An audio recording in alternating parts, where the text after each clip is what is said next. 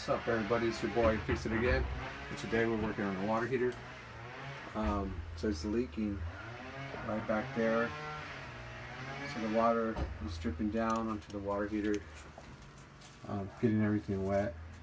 So this is pretty much an easy fix, but we have a leak there, and then the other, that's their hot side. The cold side is also getting the same condition. It's got that build up on there, so we're gonna replace that too. So what I did was turn off the water. Here's the water shut off. Turn it off.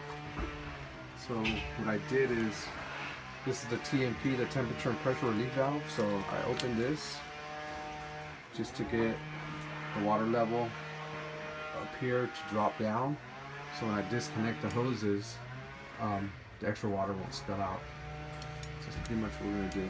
Pretty easy. These are nut by nut water flex lines. These are copper. So I'm just gonna undo the nuts and then put the new ones on. On the skill level for this particular installation, I'll give it difficulty level. It's going to be a 2. The hardest thing would be to bend the flex lines without kinking them too bad.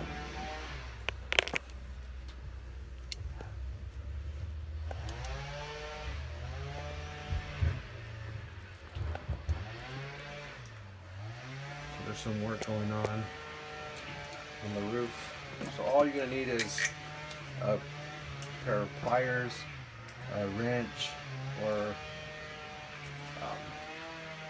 channel locks. You want to grab it firmly. Righties, highties, lefties, loosies.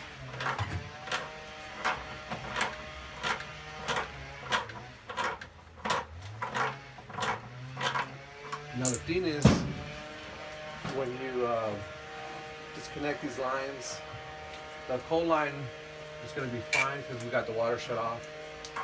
But if somebody turns on, say, the hot water, the faucet or something, the water can loop around through the faucet and come back down through the hot side and then leak out. So you want to maybe don't use water for this repair because it will come out this in here.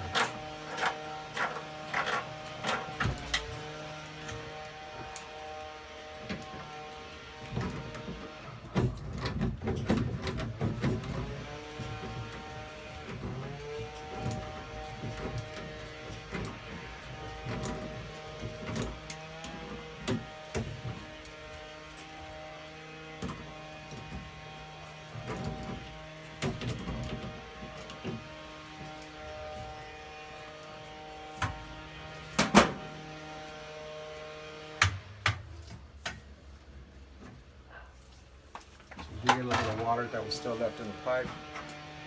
So we're going to install these. These have a black gasket in here. So you don't have to use any Teflon tape, no pipe dope, none of that stuff. So we want to just put them down, put it in. So these lines are 18 inches. So what we're going to do is basically just bend them into place. We like it like that.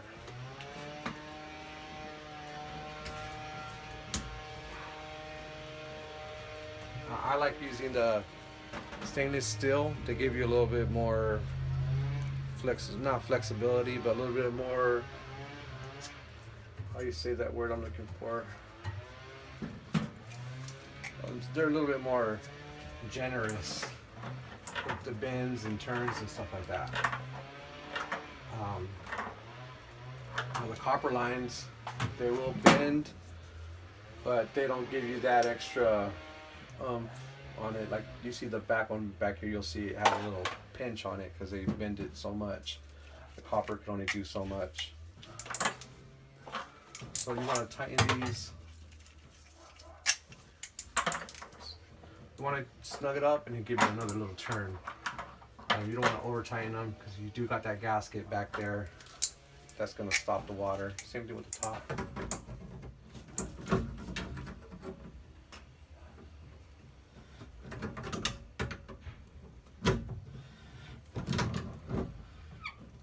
theirs feels tight. So give it one more turn. On this one, I want to hold the flex line when I'm spinning the nut. That way I could hold the line in place, because if not, the pipe would all turn with it. Just one down.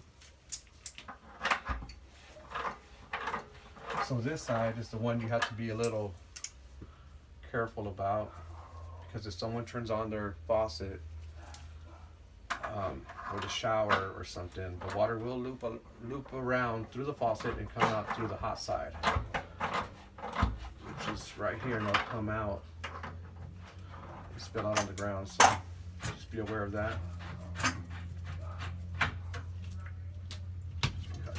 Hot side off.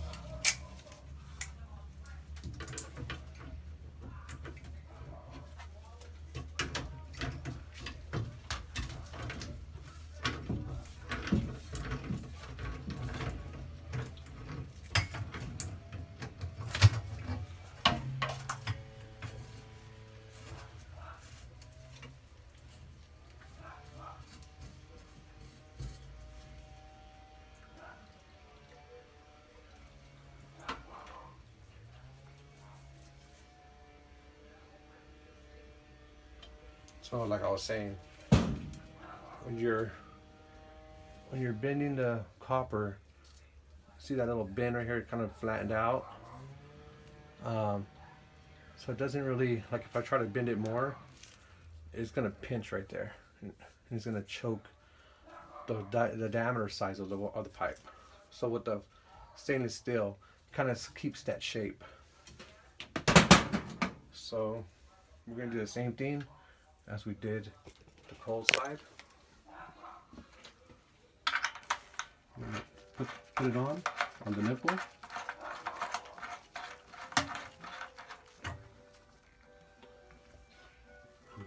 Fit it in. Bend it to the shape that we need it to go. And it doesn't matter if these have a loop in it, you know, as long as it doesn't bend and choke the water. So the last thing you want is to have a big kink in it. It's like a garden hose. Take out your garden hose and you have a kink in it. It'll shut off the water, and then you have to go and unkink it and all that stuff, right, to get the water out. Same thing with these lines. If you put a big kink in it, you go and turn on that shower, you ain't gonna have any hot water. This job was straightforward. They were all nut by nut connections. Some of them have nut by solder, which is, you know, you have to basically unsweat them and then solder on a new connection. Once I get another water flex line with that sweat connection, I'll unsweat it, rehook up the new line, and I'll make a video of it, and I'll tag it with this one so you guys can see.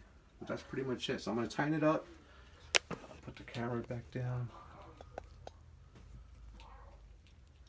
So I'm going to tighten it up and show you the process to turn on the water.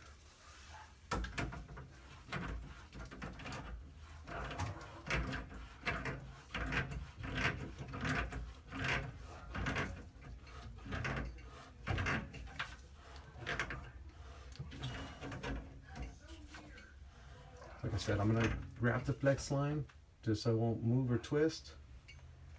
Give it one more good turn. Same thing with the bottom.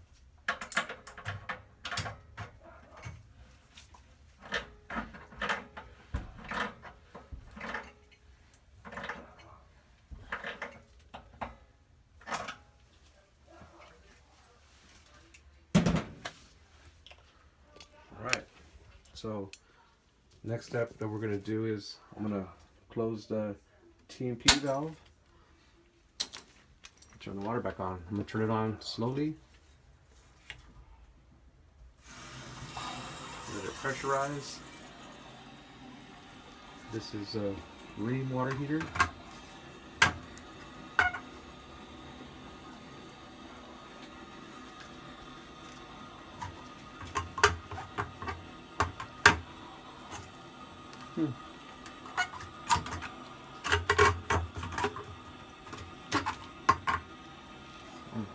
Because that hood doesn't have those little slots for the feet to go in. As long as we're over it, that's fine. I could put some screws in it just to secure it. So I didn't actually turn the water heater off. I just left it on like the way it was. Open up the relief valve, turn off the water, let it drain, let the water level drain down to this point. Now when you disconnect the lines, it won't all spill out all over the place. So it's slowly filling up. Let's get a little more in.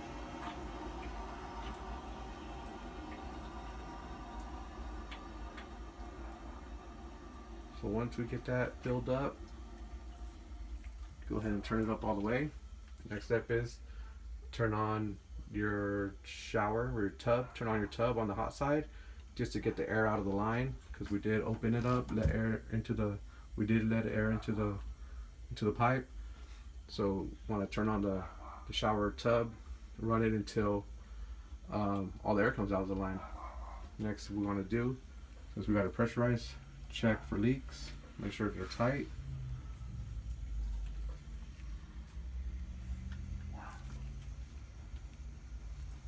Alright, so we look good.